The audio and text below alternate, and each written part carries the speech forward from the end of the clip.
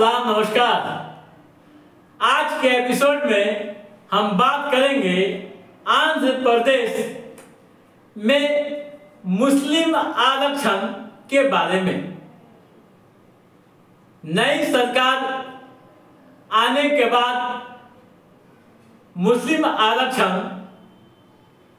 रहेगा या खत्म हो जाएगा। आज के एपिसोड में हम इसी मुद्दे पर विस्तार से चर्चा करेंगे और सियासी गलियारों में क्या चल रही है और क्या बातें छन कर आ रही है उसको रेखांकित करेंगे। दोस्तों, जैसा कि आप जानते हैं कि चंद्रबाबू नायडू ने मुख्यमंत्री पद की शपथ ले ली है। वे आंध्र प्रदेश के चौथी बार मुख्यमंत्री बने। मुख्यमंत्री के शपथ ग्रहण समारोह में प्रधानमंत्री नरेंद्र मोदी, गृह मंत्री अमित शाह व जेपी नड्डा सहित कई बड़े दिग्गज शामिल हुए थे। दोस्तों, मुस्लिम आरक्षण पर चर्चा करने की रणनीति को पहले आप समझ लीजिए। दोस्तों, टीडीपी के अध्यक्ष चंद्रबाबू नायडू व उनकी टीम लगातार मुसलमानों को आरक्षण देने की बात करती रही। सरकार बनने से एक दो रोज पहले तक भी मुस्लिम आरक्षण के समर्थन में टीडीपी के सभी नेता थे। चुनाव कैंपेनिंग के दौरान भी चंद्रबाबू नायडू ने मुस्लिम आरक्षण की बात कहकर पूरे देश में सुर्खियां बटोरी थी। वहीं दूसरी तरफ प्रधानमंत्री नरेंद्र मोदी व उनकी टीम मुस्लिम आरक्षण को हद स्तर से खत्म करने की बात कह रहे थे, या यूं कहें कि मुस्लिम आरक्षण की पुरजोर तरीके से मुखालफत कर रहे थे। अब जब आंध्र प्रदेश की जो सरकार बनी है उसमें भी उस सरकार में बीजेपी भी शामिल है। दोस्तों, आपको बता दूं कि इस बार आंध्र प्रदेश में टीडीपी यानी एनडीए यानी बीजेपी और जो उनके साथी प्रचंड बहुमत हासिल की। दूसरी तरफ केंद्र की जो सरकार बनी है, या यूं कहें कि देश में बीजेपी इस बार अकेले पूर्ण बहुमत का आंकड़ा हासिल नहीं कर पाई, जिस कारण एनडीए के घटक दलों पर डिपेंड हो गई, निर्भर हो गई। और उस घटक दलों में सबसे बड़ी पार्टी टीडीपी रही, यानी 16 सीटें लोकसभा जीती है टीडीपी ने। और टीडीपी ने केंद्र में समर्थन किया है, साथ है।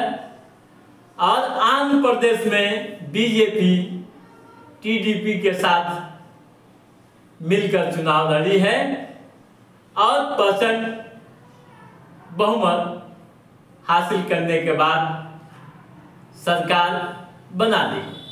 मुख्यमंत्री शपथ ले चुके हैं, डिप्टी सीएम भी बनाए गए हैं। दोस्तों, पहले आंकड़ों को हम देखते हैं। आंध्र प्रदेश के आंकड़ों पर हम गौर करें टोटल विधानसभा की 175 सीटें हैं। कितना? 175, जिसमें एनडीए को 164 सीटें मिली, प्रचंड बहुमत है, और उसमें टीडीपी को अकेले 135 है,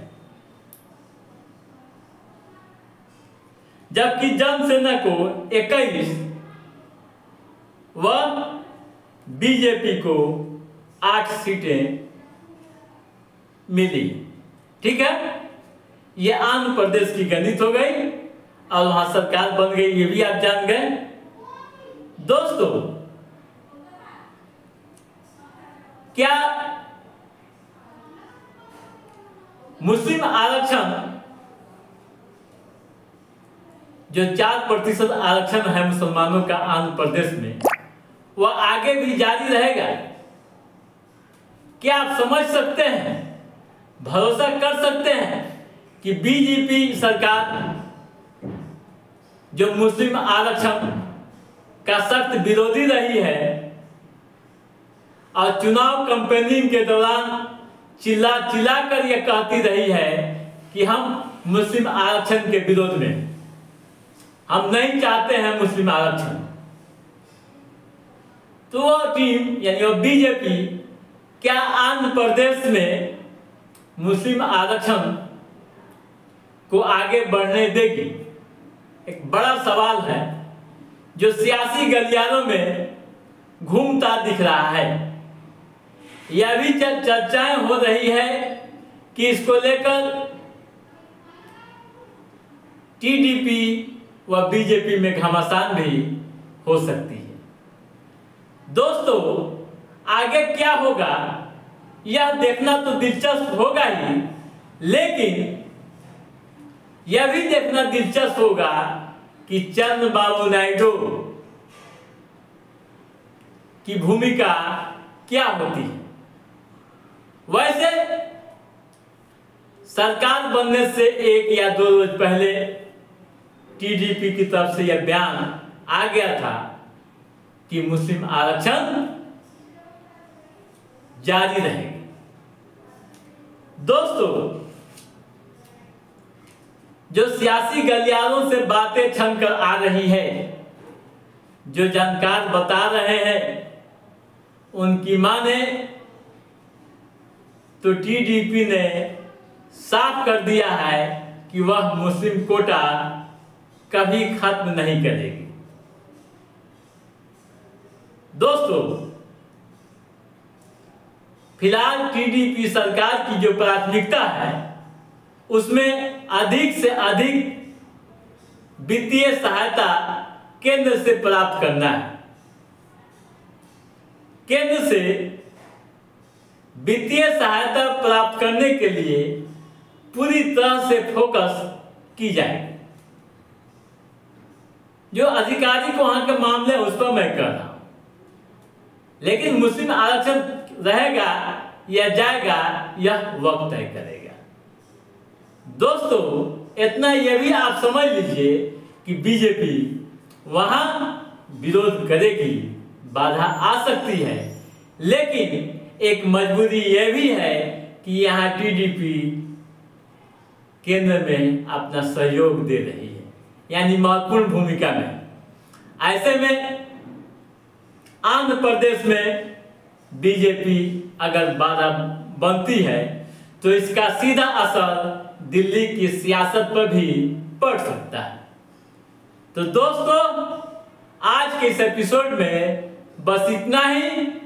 हमारा यह एपिसोड कैसा रहा आप लाइक और कमेंट करके हमें जरूर बताइएगा। यदि आपने हमारे चैनल को सब्सक्राइब नहीं किया है तो सब्सक्राइब भी कीजिएगा, ताकि पॉलिटिकल गतिविधियों से संबंधित जो भी अप टू डेट है उसे हम समय समय पर आपके बीच पहुंचाते रहेंगे। तब तक आप अपने दोस्त को दीजिए इजाजत। नमस्कार।